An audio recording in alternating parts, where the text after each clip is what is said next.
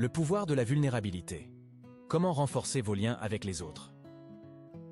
Mais avant de commencer, nous vous offrons gratuitement un guide sur les relations personnelles disponible directement en description. Bonjour à tous, je suis ravi de vous retrouver aujourd'hui pour aborder un sujet qui, je pense, nous concerne tous. Aujourd'hui, nous allons parler de la vulnérabilité, et plus particulièrement de la force qui se cache derrière ce concept souvent mal compris. Je sais, le mot vulnérabilité peut paraître un peu intimidant. On l'associe souvent à la faiblesse, à la peur, à l'insécurité. Pourtant, je suis ici aujourd'hui pour vous dire que la vulnérabilité est non seulement quelque chose de naturel et d'universel, mais que c'est aussi une force immense. C'est une composante essentielle de nos relations personnelles, qui permet de créer des liens profonds et authentiques. Dans cette vidéo, nous allons explorer ensemble ce qu'est réellement la vulnérabilité, pourquoi elle est si importante dans nos relations, quels sont les obstacles qui nous empêchent souvent de l'embrasser, et enfin, comment nous pouvons cultiver cette vulnérabilité dans notre quotidien. Je vous promets que ce voyage va non seulement vous éclairer sur la vulnérabilité, mais qu'il a aussi le potentiel de transformer vos relations et même votre regard sur vous-même. Alors, êtes-vous prêt à partir à la découverte de la force de la vulnérabilité?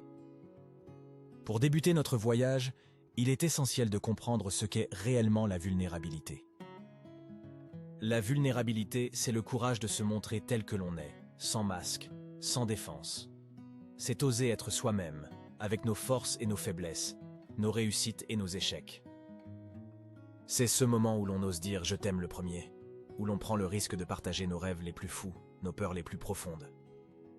C'est cette sensation de vertige lorsque l'on se met à nu, en sachant qu'on pourrait être blessé, mais en faisant le choix d'être authentique malgré tout. Malheureusement, la vulnérabilité est souvent mal comprise. On la confond avec la faiblesse, l'exposition inutile, la naïveté, mais c'est une erreur. Car la vulnérabilité, c'est en réalité une immense force. C'est la force de celui qui ose être lui-même, qui n'a pas peur de montrer ses émotions, ses doutes, ses peurs. C'est la force de celui qui sait que sa valeur ne dépend pas du jugement des autres, mais de sa propre estime de soi. Alors, retenez bien ceci, la vulnérabilité n'est pas une faiblesse, c'est une force. C'est le courage d'être authentique, le courage de se montrer tel que l'on estimate, c'est une invitation à l'authenticité, à la vérité, à l'ouverture.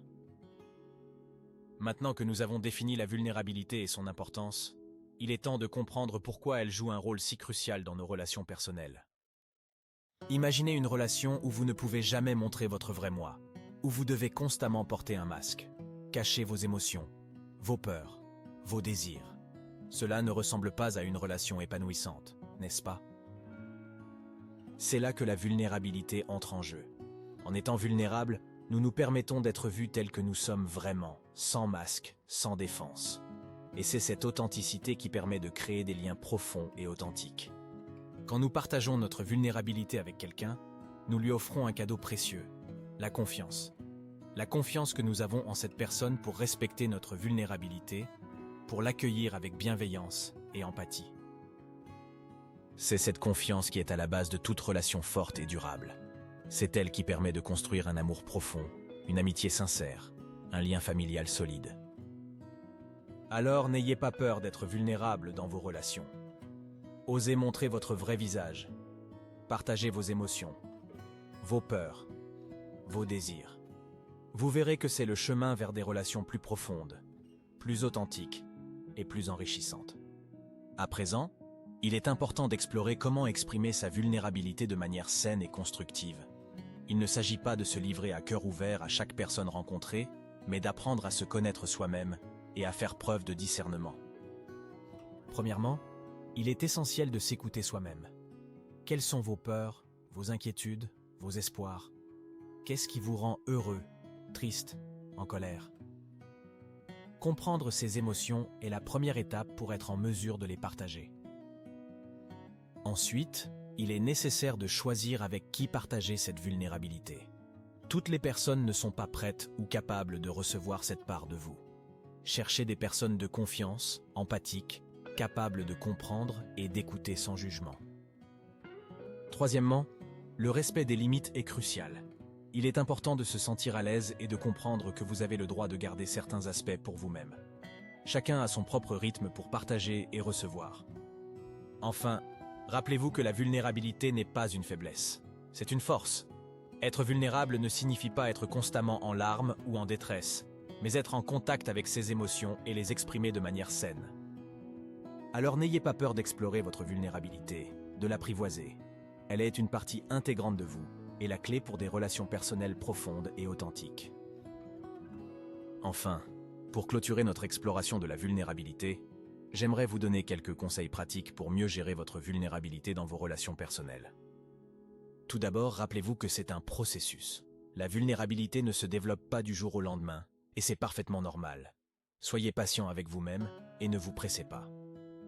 Ensuite, entraînez-vous à être vulnérable dans des situations à faible enjeu. Commencez par partager des choses qui vous rendent un peu mal à l'aise, mais pas trop. Petit à petit, vous gagnerez en confiance. De plus, n'oubliez pas de tenir compte de la réaction de l'autre personne. Si elle se montre respectueuse et compréhensive, c'est un bon signe que vous pouvez continuer à partager. Sinon, il peut être préférable de garder certaines choses pour vous. Enfin, n'oubliez pas que la vulnérabilité est une rue à double sens. Il est tout aussi important d'être prêt à recevoir la vulnérabilité des autres avec respect et empathie.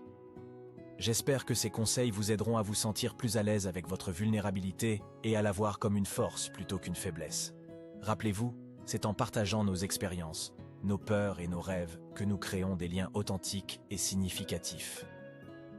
Comme vous pouvez le voir, la vulnérabilité joue un rôle essentiel dans nos relations personnelles. Elle nous permet de créer des liens profonds, authentiques et significatifs avec les autres. Mais rappelez-vous, être vulnérable ne signifie pas se mettre constamment à nu devant tout le monde. Il s'agit d'un partage mesuré et respectueux de soi, où le discernement et les limites personnelles sont toujours essentiels. La vulnérabilité est un voyage, pas une destination. C'est un processus d'apprentissage, de croissance et d'évolution. Il n'y a pas de bonne ou de mauvaise façon de le faire, il y a simplement votre façon. Alors continuez d'explorer, d'apprendre et de grandir. Soyez courageux dans votre vulnérabilité et regardez les merveilleuses relations que vous pouvez créer. Merci de m'avoir écouté aujourd'hui. J'espère que vous avez trouvé cette discussion utile et inspirante. Prenez soin de vous et à la prochaine. Le pouvoir de la vulnérabilité. Comment renforcer vos liens avec les autres. Merci de nous avoir regardés. Pensez à prendre gratuitement votre guide sur les relations personnelles disponible directement en description. Envie de continuer d'apprendre? Abonnez-vous, partagez et retrouvez plus de contenu sur Résonance émotionnelle.